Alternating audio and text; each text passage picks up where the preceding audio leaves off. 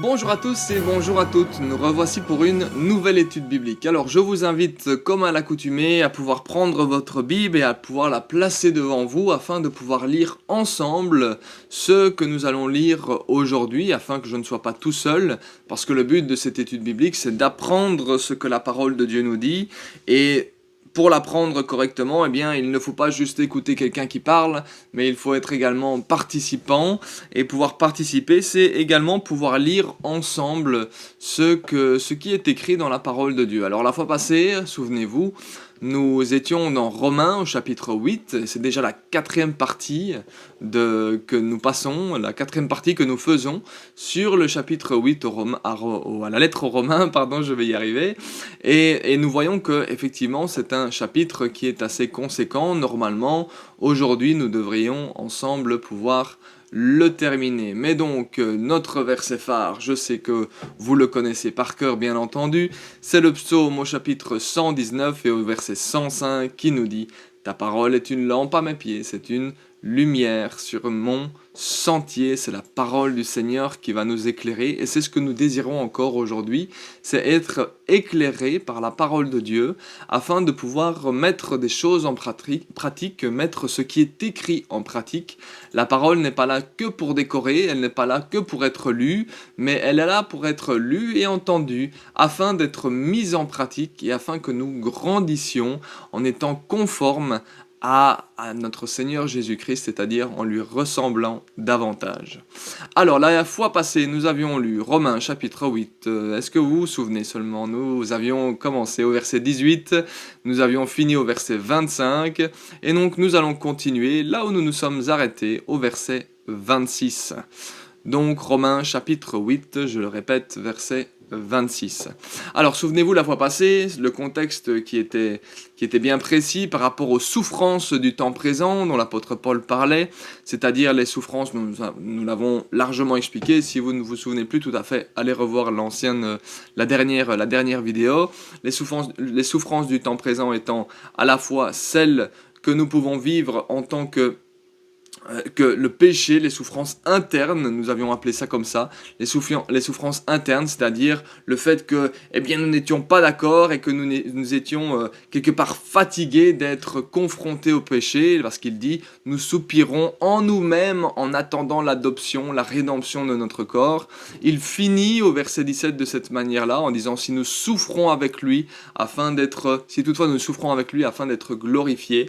Et donc il va, comme nous l'avons expliqué la fois passée, réellement rentrer dans les détails par rapport à ce type de souffrance entre le verset 18 et le verset 25, et nous montrer que nous sommes appelés à espérer, à persévérer. Donc il y a l'espérance de vivre avec le Seigneur à ses côtés en étant pleinement dans l'unité avec lui, mais du coup il y a cette persévérance actuelle dans ce que nous vivons, bien que nous ne soyons... Nous l'avons dit, que le Saint-Esprit est avec nous, nous n'avons pas un demi-Saint-Esprit, mais nous serons dans un état complet, d'accord? Parce que pour le moment, il dit, la terre entière souffre les douleurs de l'enfantement, donc nous serons dans un état complet, d'unité complète avec le Seigneur, nous connaîtrons comme nous avons été connus, d'accord? Donc ça, ce sera lorsque nous serons à ses côtés pleinement dans sa présence, mais ici sur terre, nous sommes appelés à persévérer et à grandir parce que nous avons l'espérance de cette vie après la mort et le fait d'être pleinement, et j'insiste bien, parfaitement dans l'unité avec lui, d'accord? Nous sommes dans l'unité avec lui ici sur terre, mais nous savons que nous avons tout de même des obstacles qui sont le problème du péché, non pas la domination du péché, parce que ça Christ l'a bien écrasé, il a écrasé la domination du péché, mais le péché est tout de même bien présent, et nous vivons également dans un monde qui, lui, n'est pas d'accord avec ce que Christ fait, parce que c'est l'esprit de ce monde. Nous savons que le prince du monde, c'est le diable, et donc lui n'est pas d'accord avec ce que Dieu veut faire, et donc nous allons à la fois vivre des souffrances qui sont intérieures vis-à-vis du péché, mais également extérieures, parce que nous allons être rejetés, et dans un certain extrême également, persécutés, parce que le monde n'est pas d'accord avec celui qui se trouve en nous, c'est-à-dire notre Seigneur Jésus-Christ, et particulièrement son Saint-Esprit qui se trouve en nous. Amen. Donc voilà, c'est le contexte dans lequel nous nous trouvions par rapport à ces fameuses souffrances, à l'espérance, mais l'espérance tout en étant bien sur cette terre et en étant dans la persévérance, d'accord? Parce que nous, et je répète ce mot-là, ce verset-là, parce qu'il est particulièrement important par rapport à ce que nous allons lire au verset 26. Il dit ce n'est pas elle seulement, il parle de la terre, ce n'est pas elle seulement qui soupire, mais nous aussi nous avons les prémices, qui avons les prémices de l'esprit, nous aussi nous soupirons en nous-mêmes en attendant l'adoption, la rédemption de notre corps. D'accord? Donc c'est en espérance que nous sommes sauvés.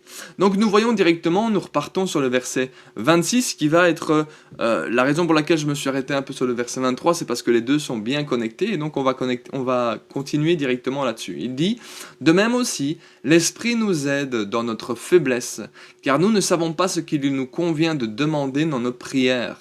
Mais l'Esprit lui-même intercède par des soupirs inexprimables.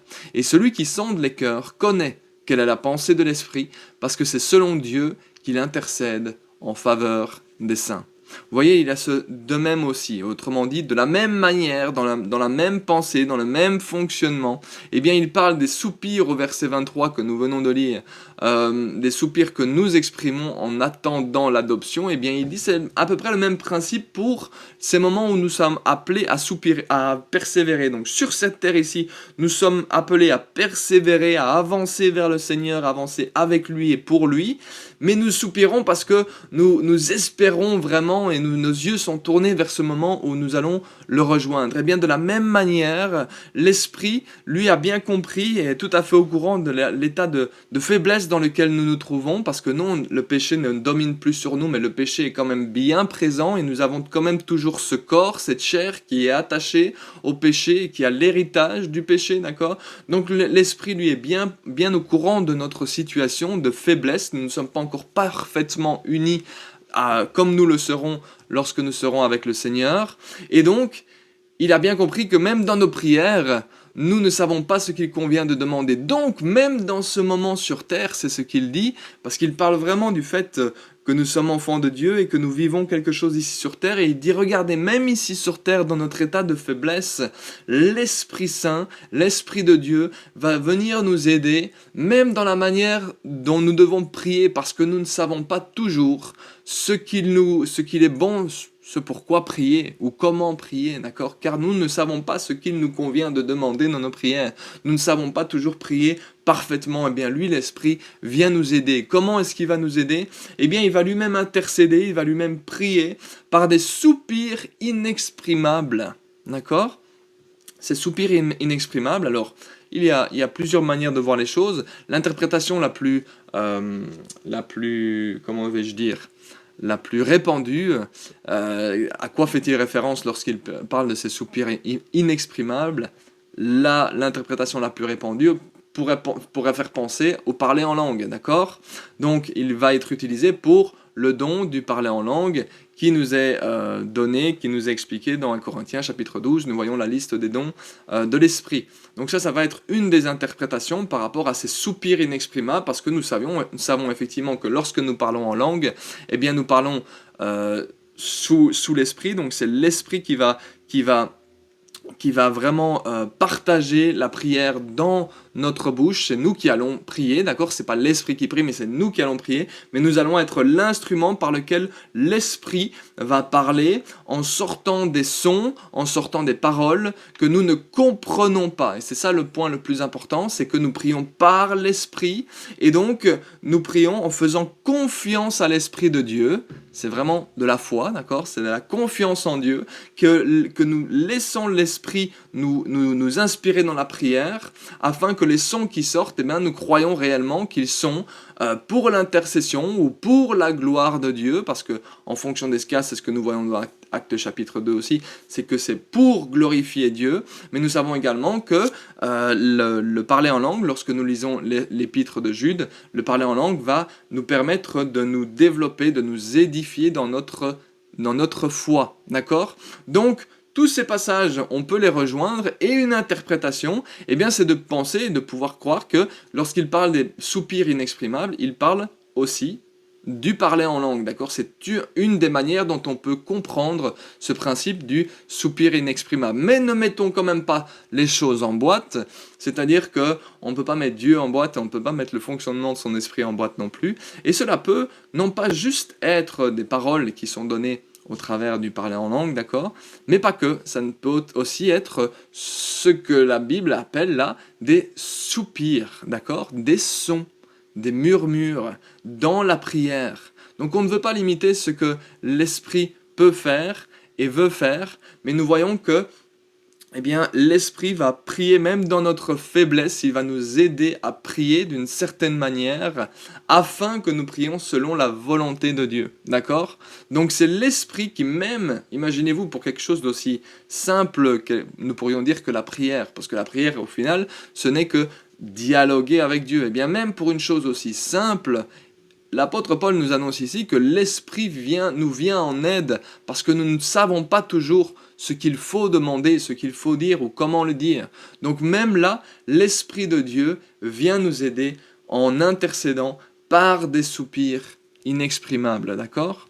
Et nous voyons au verset 27, « Celui qui sonde les cœurs connaît quelle est la pensée de l'Esprit, parce que c'est selon Dieu qu'il intercède en faveur des saints. » Vous voyez, ce verset-là, il est hyper intéressant parce qu'il montre les deux entités de Dieu.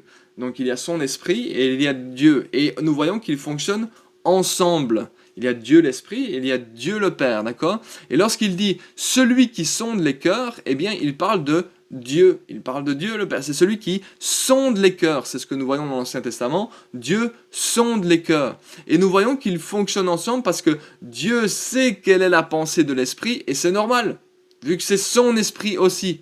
Et nous savons que l'esprit va intercéder selon Dieu et selon sa parole. C'est normal, vu qu'il est l'esprit de Dieu. Donc ça nous rappelle un petit peu ce passage que nous voyons dans l'épître de Jean, où il parle du fait de prier, de lui demander. Si nous lui demandons selon sa volonté, nous savons qu'il nous écoute et que nous savons que s'il nous écoute, nous avons déjà reçu ce que nous avons demandé.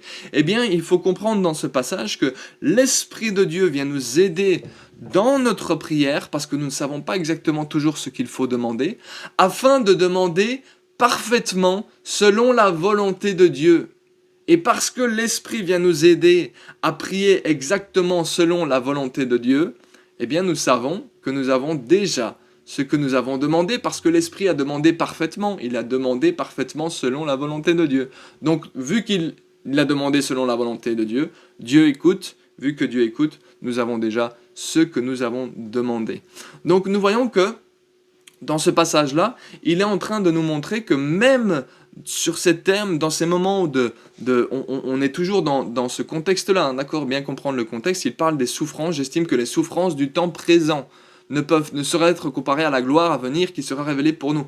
Donc il parle de notre statut ici sur terre en tant qu'enfant de Dieu, c'est ce qu'il explique au début du chapitre. Nous sommes enfants de Dieu parce que nous cherchons à faire sa volonté et nous sommes confrontés à certaines souffrances et à certaines difficultés, mais même dans la prière, regardez à quel point Dieu nous aime, c'est que même dans la prière, l'Esprit vient nous aider parce que nous ne sommes pas toujours capables de demander exactement ce qu'il est nécessaire de demander, donc même là, l'Esprit vient nous aider, d'accord ? Donc, il est vraiment en train de nous montrer que Dieu est avec nous. D'accord ? C'est bien ce sur quoi il est en train d'insister. Il continue au verset 28 en disant « Nous savons du reste que toute chose concourt au bien de ceux qui aiment Dieu, de ceux qui sont appelés selon son dessein. Car ceux qu'il a connus d'avance, il les a aussi prédestinés à être semblables à l'image de son Fils, afin que son Fils fût le premier-né entre plusieurs frères. Et ceux qu'il a prédestinés, il les a aussi appelés.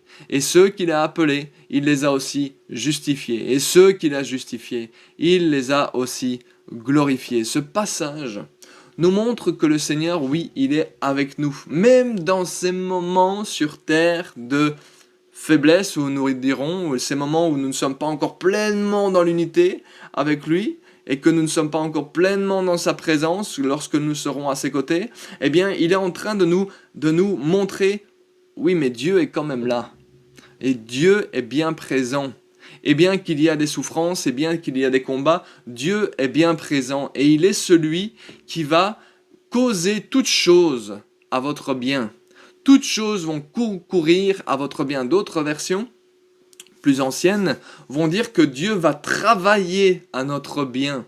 C'est-à-dire qu'il va mettre toutes les choses en place, mais pas pour n'importe quelle raison. Et ça, nous allons le voir juste après. Mais le principe, c'est que Dieu il est avec nous, il nous aide dans la prière, il est présent dans notre vie. Oui, il y a des souffrances, oui, il y a des faiblesses, oui, il y a des difficultés, mais Dieu est bien présent parce que tu es enfant de Dieu. C'est ce qu'il a dit au début du chapitre. Tu es enfant de Dieu, oui, tu vis des difficultés, oui, tu vis des souffrances, mais Dieu t'aide, il est dans la prière, il est avec toi.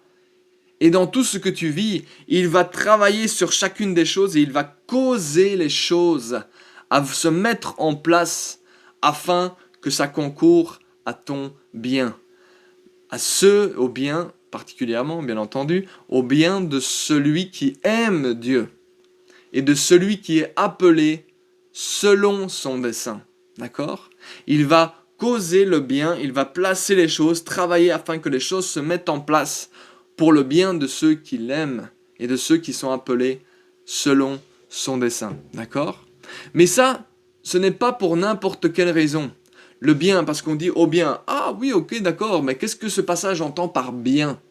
Parce que le bien, ça peut, si on le voit charnellement, on va dire, oh, ben, donc il va concourir à ce que je puisse me mettre sur la plage avec mon petit cocktail, bien tranquille, lever les orteils, et c'est bon, je suis tranquille. Non, c'est pas de ça dont il est en train de parler dans ce passage. Pas du tout, je vous rassure. Le verset 29 nous l'explique. Ce n'est pas juste qu'on se sente bien, mais c'est plutôt afin que ce qui est bien prenne place dans la vie de l'enfant de Dieu. Et dites-moi un peu, qu'est-ce qui est bien pour l'enfant de Dieu ? Eh bien, c'est d'être semblable à Jésus. C'est ce que nous voyons dans le verset 29 et 30, d'accord ? Le verset 29 va nous montrer cela, car ceux qu'il a connus d'avance, il les a aussi prédestiné à être semblable à l'image de son fils, afin que son fils fût le premier-né entre plusieurs frères. Les choses qui vont concourir à notre bien parce qu'on aime Dieu, eh bien la bonne chose c'est de ressembler, c'est d'être semblable à l'image de son fils. Donc Dieu va travailler à notre bien. Mais qu'est-ce qu'il entend par ça ? Non, c'est pas le cocktail sur la plage. Bien que c'est pas interdit, hein, d'accord ? Mais ce qu'il entend par ça dans ce passage, c'est le fait que le bien, c'est Dieu va mettre les choses en place afin qu'on grandisse avec lui et pour lui et afin qu'on soit conforme à l'image de son fils. Donc Dieu va travailler, et je répète le principe, mais c'est pour bien qu'on voit le schéma de ce chapitre. Il dit, vous êtes enfants de Dieu, vous cherchez à faire sa volonté, vous vivez des souffrances et des faiblesses sur terre, ok, mais Dieu est avec vous et il va mettre toutes choses en place afin que vous continuiez à grandir et à ressembler davantage à son fils. C'est ça, le concourir à notre bien, d'accord ? C'est que les plans de l'Éternel, car Dieu a des plans de bonheur pour nous, mais les plans de bonheur, c'est lorsque nous allons chercher à ressembler à son Fils, parce que nous savons que nous allons marcher dans ce que Dieu veut, et si nous sommes obéissants, nous savons que nous avons la bénédiction à la clé également. Tous ces aspects-là, ils sont à prendre en considération, mais concourir à notre bien, ben oui, concourir à ce que nous soyons de plus en plus comme Jésus. C'est ça, notre bien. C'est que c'est là où nous allons être heureux, c'est là où nous allons être épanouis. C'est ce qui est bon pour nous, l'être humain, ce pourquoi Dieu a créé l'être humain, c'est pour qu'il serve Dieu, pour qu'il glorifie Dieu. Qu'est-ce que Jésus a fait ? Il a glorifié le Père. Donc si nous apprenons à grandir davantage comme Jésus et à être conformes à son image, eh bien nous allons glorifier le Père. Et en glorifiant le Père, nous allons être heureux parce que nous allons remplir le but de notre vie. C'est le bien pour nous, c'est le plan de bonheur que Dieu a pour nous. Et ce qu'il dit, c'est bien qu'il y ait tous des éléments qui soient compliqués sur cette terre par rapport au péché, par rapport à l'esprit du monde, ou par rapport à l'ennemi, ou par rapport aux souffrances, par rapport au rejet, par rapport à la persécution, etc., etc. On pourrait voir tous ces aspects-là, mais non, nous gardons l'espérance sur ce qui va se passer plus tard, et nous persévérons durant ces moments, parce que de toute façon, que ce soit plus tard où nous serons avec lui, ou que ce soit maintenant, Dieu est avec nous. Et il travaille à notre bien afin que nous continuions à grandir et à le glorifier dans notre vie. C'est ça qu'il est en train de dire, d'accord ? Donc bien comprendre, c'est un passage où il explique la victoire de l'enfant de Dieu, que l'enfant de Dieu n'est pas tout seul, et que oui, il y a des difficultés, mais que l'enfant de Dieu n'est pas tout seul, que même dans la prière, son Seigneur est là. Et que dans les situations de la vie, eh bien les choses vont concourir à son bien, c'est-à-dire qu'il va ressembler davantage à Jésus-Christ. Amen. Je vais continuer parce que sinon je vais rester sur ce point pendant 1 heure. On continue au verset 29. Effectivement, nous voyons que le verset 29 et le verset 30 nous amènent une certaine interrogation, un point sur lequel je sais qu'il y a parfois pas mal de questions et donc je vais m'y arrêter quelques minutes. Lorsque nous voyons le mot prédestiné, nous faisons « Ouh là là !» Il y a des antennes qui se lèvent et on dit « Ouh là, prédestiné, ça veut dire quoi ? Que donc j'ai pas le choix, que Dieu a tout décidé d'avance et que de toute façon, c'est lui qui sait, c'est lui qui décide si je vais au paradis ou en enfer. » Eh bien dans le contexte de ce que nous lisons ici, c'est pas de ça du tout dont il parle, d'accord ? On prend le verset hors du contexte et puis on dit « Ah regardez, Dieu nous a prédestinés, donc ça veut dire qu'on n'a pas le choix. » C'est pas vrai, c'est pas ça qu'il est en train de raconter du tout. Il est en train de raconter, il est en train de nous expliquer plutôt que Dieu est avec nous et qu'il y a une victoire en Jésus-Christ malgré la situation que nous vivons ici sur terre. Donc restons dans ce contexte-là et commençons à essayer de comprendre ce qu'il dit dans ce contexte. Ceux qu'il a connus d'avance, parce qu'il faut reprendre le verset dès le départ. Verset 29. Car ceux qu'il a connus d'avance, il les a aussi prédestinés à être semblables. On va pas juste dire il les a prédestinés, il faut lire la phrase jusqu'au bout. Il les a aussi prédestinés à être semblables à l'image de son Fils. Donc qu'est-ce qu'il est en train de dire ? Eh bien oui, Dieu connaît toutes choses. Il connaît parfaitement l'entièreté de la terre, il connaît parfaitement l'histoire de l'être humain, il sait déjà d'avance où nous avons commencé et où nous allons finir. Il le sait, pourquoi ? Parce qu'il connaît parfaitement toutes choses. Mais cela ne l'empêche pas de nous laisser le libre arbitre de faire des choix. C'est comme un père qui connaît parfaitement ce que ses enfants vont faire, parce que depuis qu'ils sont tout petits, eh bien, il les voit grandir et il dit, bah oui, je sais. Et donc, quand il va grandir, il se dit, moi, je me doute bien qu'il va prendre cette décision-là, parce que je le vois bien, je le connais bien, depuis qu'il est tout petit, je l'observe, et j'ai bien compris qu'il allait prendre cette décision-là parce que ça lui ressemble. D'accord ? Eh bien, ça, c'est nous avec notre vision humaine. Mais Dieu, lui, connaît tout parfaitement. Toutes nos pensées, tous nos fonctionnements, donc il sait exactement le type de décision que nous allons prendre. Mais est-ce que ça veut dire qu'il nous force à les prendre ? Non. Il nous laisse le libre arbitre de le faire. Et donc il connaît d'avance. C'est ça qu'il est en train de dire. Car ceux qu'il a connus d'avance. Le principe de connu d'avance, c'est... Allez, si on prend une image pour nous, eh bien chacun d'entre nous, ça va être une image simple, chacun d'entre nous savons, nous sommes sûrs et certains, que demain matin, le soleil va se lever. Pourtant, est-ce que vous faites quelque chose pour forcer le soleil à se lever ? Non. Le soleil se lève tout seul comme un grand, d'accord ? Pourtant, vous le savez et vous en êtes sûr. Eh bien, c'est le même principe qui est en place. C'est-à-dire que Dieu connaît d'avance, Dieu connaît toutes choses parfaitement d'avance, mais c'est pas lui qui force les gens à faire des choix, d'accord ? Eh bien là, c'est le même principe. Ceux qu'il a connus d'avance, il connaissait d'avance ceux qui allaient choisir, vous entendez bien les mots que j'utilise, ils allaient choisir, parce qu'ils ont le libre arbitre de choisir s'ils veulent recevoir Jésus comme Sauveur et Seigneur ou pas. Chaque être humain a ce libre arbitre. Eh bien, Dieu les connaît d'avance, parce qu'il nous connaît, il connaît tout parfaitement. Donc, vu qu'il les a connus d'avance, eh bien, ceux qu'il a connus d'avance, eux, effectivement, il les a prédestinés, ça veut dire quoi ? Ça veut dire, il leur a donné une direction. Et la direction qu'il leur a donnée, c'est d'être semblable à l'image de son Fils. Donc c'est pas prédestiné à être sauvé, c'est prédestiné, il leur a donné une direction afin qu'ils grandissent et qu'ils ressemblent à Jésus, d'accord ? Donc ce sont pour bien que ce soit clair pour tout le monde, pour ceux qui font le choix de recevoir Jésus comme Sauveur et Seigneur, ceux-là Dieu les connaissait d'avance, ceux qui ont fait le choix, eh bien ceux-ci, il les a prédestinés, donc il leur a donné une direction, une prédirection, d'accord ? D'être conforme, d'être semblable, de ressembler à Jésus. Il leur a pas donné une prédestination de faire un choix d'être sauvé, non. C'est pour ceux qu'il savait qui allaient choisir Jésus, que ceux-là, il les a prédestinés, il leur a donné une destination qui ressemble à celle d'être semblable et conforme, de ressembler à Jésus. D'accord ? Ça n'a aucun rapport avec la prédestination au salut. où Dieu choisit ceux qui sont sauvés et choisit ceux qui ne sont pas sauvés. Pas du tout.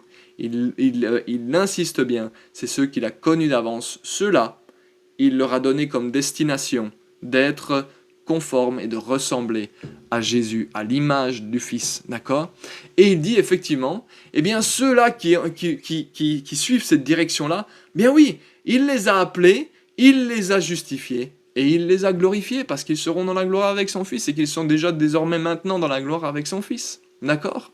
Donc il n'y a pas de prédestination de salut, il y a juste une destination qui est donnée à ceux qui ont choisi, et ceux qui ont choisi de recevoir Jésus-Christ comme Sauveur et Seigneur, ceux-là, effectivement, ils ont été appelés, ils ont été justifiés, et ils sont glorifiés également, d'accord?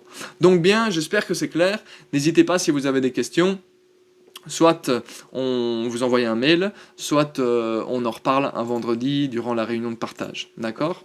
On continue au verset 31, parce qu'on avance dans cette victoire. La victoire est proclamée sous l'enfant de Dieu, malgré toutes les situations. Eh bien, Dieu est là, Dieu travaille à notre bien, et vu qu'il y a cet aspect de la direction, eh bien oui, il va nous amener dans la direction d'être semblable à son Fils. Donc clairement, il y a un statut de victoire, et peu importe ce qui peut arriver sur terre, il y a cette victoire que Dieu est avec nous, et qu'il va tout mettre en place afin que nous avancions, afin que nous progressions, afin que nous ressemblions davantage à son Fils. Donc il va faire un constat, au verset 31 jusqu'au verset 36, on va le lire d'un coup, où il va poser des questions, afin qu'on réfléchisse un petit peu, d'accord? Donc nous pouvons nous-mêmes réfléchir à ce genre de questions-là. Et voilà ce qu'il dit. Il dit, que dirons-nous donc à l'égard de ces choses? Donc les choses dont nous avons parlé juste avant, donc la souffrance, la faiblesse, les difficultés, mais Dieu est avec nous, il nous donne la victoire. Qu'allons-nous dire? Eh bien si Dieu est pour nous, mais qui sera contre nous? Qui va oser? Qui va oser être contre nous? Lui qui n'a pas épargné son propre Fils, mais qui l'a livré pour nous tous, comment ne nous donnera-t-il pas aussi toutes choses avec lui? Non seulement il a épargné son Fils, il n'a pas épargné son Fils, pardon, il a donné son Fils, mais s'il a donné ce qu'il y avait de plus cher, est-ce qu'il va nous refuser quelque chose maintenant que nous avons reçu son Fils? Mais certainement pas. La victoire est pour nous. La victoire est à nous. Il nous la donne parce qu'il l'a donnée au travers de Jésus-Christ lorsqu'il a donné son Fils. Donc certainement, il ne va pas retenir quelque chose pour nous alors qu'il a donné tout ce qu'il y avait de plus cher pour lui. Il a déjà tout accompli, il a déjà tout donné. Toutes choses sont là, nous avons déjà tout en lui. D'accord? Donc il dit, comment ne nous donnera-t-il pas toutes choses aussi avec lui? Eh oui, il a donné ce qu'il y avait de plus cher. Est-ce qu'il va vraiment nous retenir quelque chose? Mais non, bien sûr que non. Qui accusera les élus de Dieu? C'est Dieu qui justifie. Qui les condamnera, pardon. Christ est mort, bien plus, il est ressuscité, il est à la droite de Dieu et il intercède pour nous. Imaginez-vous ce qu'il est en train de dire. Qui va oser accuser ce que Dieu a choisi? Jésus-Christ est mort pour eux. Et il se trouve à la droite de Dieu. Est-ce quelqu'un va oser dire à Dieu, oui, tu devrais, alors que le Fils est présent à sa droite et qu'il intercède pour eux? Est-ce que quelqu'un va oser ouvrir sa bouche? Est-ce que quelqu'un va oser s'opposer à Dieu? Verset 35, qui nous séparera de l'amour de Christ? Qui va nous en séparer de l'amour qu'il a manifesté? Sera-ce la tribulation, l'angoisse, ou la persécution, ou la faim, ou la nudité, ou le péril, ou l'épée? Selon qu'il est écrit, c'est à cause de toi qu'on nous met à mort tout le jour, qu'on nous regarde comme des brebis destinées à la boucherie. Vous voyez, il pose ce genre de questions afin de nous faire réfléchir et de nous dire, mais attendez, oui, il y a les souffrances du temps présent, oui, il y a les difficultés du temps présent, oui, le péché est présent, oui, il y a toutes ces choses, mais Dieu est avec nous, Dieu est avec vous. Il dit, qui va oser s'opposer à lui? Qui va oser l'empêcher de faire quoi que ce soit alors qu'il a déjà donné son Fils? Qui va venir condamner ses élus devant lui alors que son Fils est en train de dire du bien d'eux? Qui va oser? C'est ça la question. Oui, l'homme est dans un état de faiblesse. Oui, il n'a pas encore atteint une parfaite unité avec Dieu. Celle que nous espérons lorsque nous le rejoindrons. Mais cela diminue-t-il la puissance de Dieu? Absolument pas. Si le plus grand est à nos côtés et qu'il a donné son Fils unique, y a-t-il vraiment quelque chose ou quelqu'un qui peut le limiter dans l'œuvre qu'il veut faire pour nos vies? La réponse est non, d'accord? Qui va oser condamner ceux que Dieu sauve? Y a-t-il vraiment quoi que ce soit ou qui que ce soit qui va oser résister ou s'opposer à Dieu? La réponse est non, bien entendu.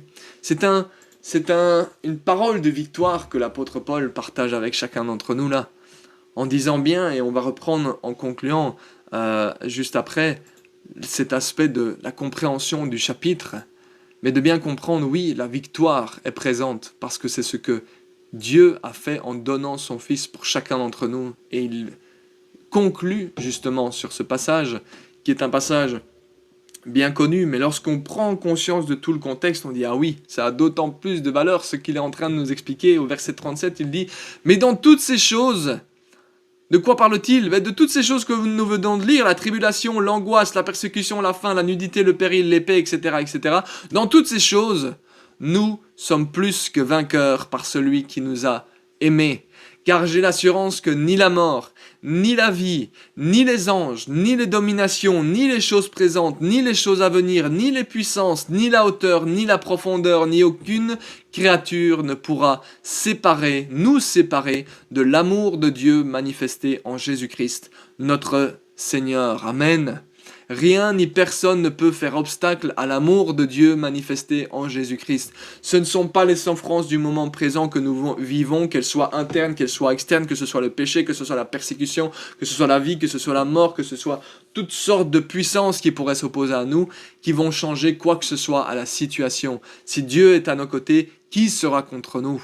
L'amour de Dieu est ce qui a triomphé et ce qui va triompher sur toute chose et sur toute situation. Nous sommes plus que vainqueurs, même dans les problématiques du péché, même dans les problématiques et les souffrances de la persécution ou du rejet ou de la nudité ou de la péril, de la faim, ou de toutes ces choses que nous avons lues. Il n'y a rien qui peut s'opposer à ce que Dieu fait. Rien ni personne ne peut s'opposer à ce que Dieu fait. Et c'est bien ce qu'il est en train de nous dire.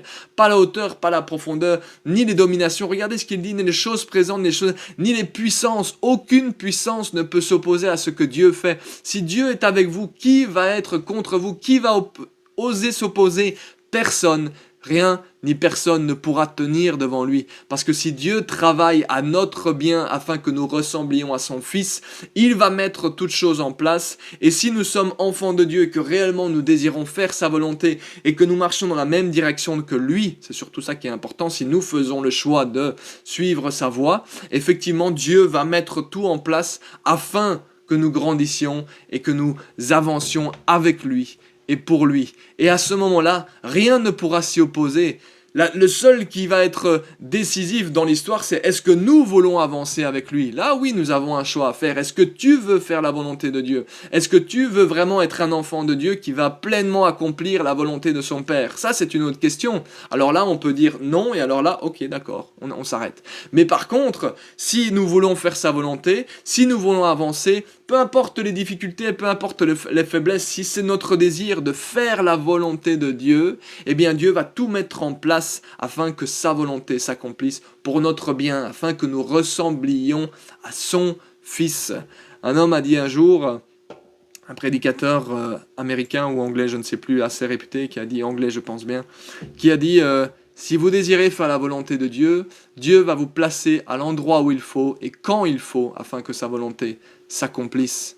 Parce que le seul élément, c'est est-ce que moi je veux faire la volonté de Dieu? Oui, alors Dieu est à vos côtés, il n'y a aucun problème. Et rien ne va résister à ce que sa volonté soit accomplie parce que personne ne peut s'opposer à lui. Amen. Vous voyez, il finit le chapitre 8 en finissant sur un chant de victoire, sur une parole de victoire. Amen. Et nous avons besoin, en concluant aujourd'hui, de bien nous rappeler de ce schéma, de ce que nous avons lu depuis les 4 derniers mois et les 4 dernières études bibliques. Nous sommes des enfants de Dieu. Si nous cherchons à faire sa volonté, c'est ce que nous avons lu dans les 2 premières parties, qu'il n'y a aucune condamnation pour ceux qui sont en Jésus-Christ, mais pour ceux-là, eh bien, ils sont amenés à tourner leurs pensées vers ce qui est céleste et pas vers ce qui est terrestre. Et ceux qui vont tourner leurs pensées, c'est ceux qui vont chercher à faire la volonté du Père. Et puis ceux qui vont chercher à faire la volonté du Père, ce sont eux les enfants de Dieu. D'accord? Ce sont eux les vrais enfants de Dieu, c'est ceux qui vont, un enfant, il cherche à faire la volonté de son Père, eh bien c'est pareil pour les enfants de Dieu. Si on est les enfants de Dieu, on va chercher à faire la volonté de notre Père céleste. Et en cherchant à faire cette volonté, là on avance un peu, en cherchant à faire cette volonté, il y a et il y aura et il continuera à avoir sur cette terre des souffrances, des difficultés, des moments compliqués, d'accord? Mais ces moments compliqués ne sont rien, et c'est ce que nous avons vu la fois passée, ils ne sont rien en comparaison à ce que nous allons vivre lorsque nous serons pleinement dans l'unité à ses côtés, d'accord? Dans sa présence pleinement. Donc il dit, persévérer. Pourquoi persévérer? Parce que ce soit dans l'éternité avec lui ou que ce soit ici sur terre, Dieu est avec vous.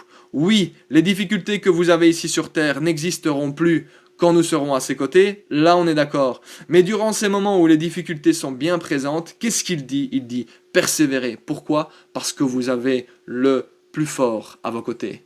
Parce que vous êtes des enfants de Dieu et que vous voulez faire la volonté de Dieu. Et si vous voulez faire la volonté de Dieu, même dans les choses les plus simples comme la prière, l'Esprit de Dieu va vous aider à prier correctement. Parce que même là, vous ne savez pas correctement le faire. Ok, pas de problème. L'Esprit de Dieu va vous aider dans ces situations. Et même dans les difficultés, eh bien, Dieu va mettre les choses en place et va travailler à votre bien afin que vous continuiez, malgré les situations compliquées, à vivre et à grandir et à ressembler davantage à Jésus-Christ. Amen. Et de toute façon, dans ce plan et dans cette volonté, rien ni personne ne peut s'opposer à ce que Dieu va faire. Donc nous sommes amenés et appelés à persévérer dans cette direction. Si nous estimons que nous sommes enfants de Dieu, si nous avons reçu Jésus-Christ comme Sauveur et Seigneur, et si aujourd'hui nous prenons la décision de dire « Oui, Père, je veux faire ta volonté ». Si je veux faire ta volonté, eh bien nous savons et nous sommes rassurés que malgré les moments difficiles et malgré les moments compliqués et les difficultés sur cette terre, eh bien Dieu est avec nous, qui travaille à notre bien et que personne, rien ni personne ne peut s'opposer à lui. Et rien ni personne ne peut nous séparer de lui. Et rien ni personne ne peut nous séparer de l'amour de Dieu manifesté en Jésus-Christ. Que ce soit le péché, la persécution, la mort, tous ces obstacles, rien n'est trop grand pour que Dieu établisse son plan par amour pour nous pleinement dans notre vie, pour la gloire, pour sa gloire, et pour que le Fils soit glorifié également, pour que nous lui soyons semblables et que nous lui ressemblions. Amen. Vous voyez, c'est une réelle parole de victoire. Je pense que c'est ce qui doit être marqué dans vos Bibles aussi, c'est que c'est la victoire en Jésus-Christ. Et c'est ce que nous avons lu, que dans tout ce que nous vivons, peu importe, Dieu est avec nous. Qui pourra s'opposer à lui? Si toi tu cherches à faire sa volonté aujourd'hui, rien ni personne ne peut s'opposer au plan que Dieu a d'accomplir sa volonté dans ta vie. Amen. Voilà la parole qui conclut ainsi le chapitre 8. Nous continuerons la fois prochaine en commençant par le chapitre 9. Amen. On finit bien entendu par la prière. Seigneur éternel, te remercier parce qu'en effet, ta parole est riche pour nous rappeler, Seigneur, combien tu es bon, combien tu es grand, et combien, Seigneur, dans chacune des situations, effectivement, à nous qui cherchons à faire ta volonté, eh bien, tu es à nos côtés, et tu es celui sur qui nous pouvons compter parce que tu es un Dieu fidèle. Alors aujourd'hui, Seigneur, je te glorifie et te remercie pour ton œuvre, et te remercie également pour chacun de mes frères et sœurs qui ont pu regarder cette vidéo, et pour la manière dont tu as pu les éclairer au travers de ta parole, afin que réellement ils saisissent, qu'ils aient saisi, Seigneur, la vérité qui se partage au travers de ta parole, de savoir que tu es un grand Dieu et que tu es à nos côtés, Seigneur. Alors te remercier, parce que nous savons que tu es à nos côtés, et parce que tu es fidèle, que tu es bon et que tu es grand. Sois glorifié ce soir, et je bénis maintenant, au nom précieux de Jésus-Christ, chacun de mes frères et sœurs qui ont pu regarder cette vidéo aujourd'hui. Au nom de Jésus. Amen. Soyez bénis et on se voit la fois prochaine. Au revoir.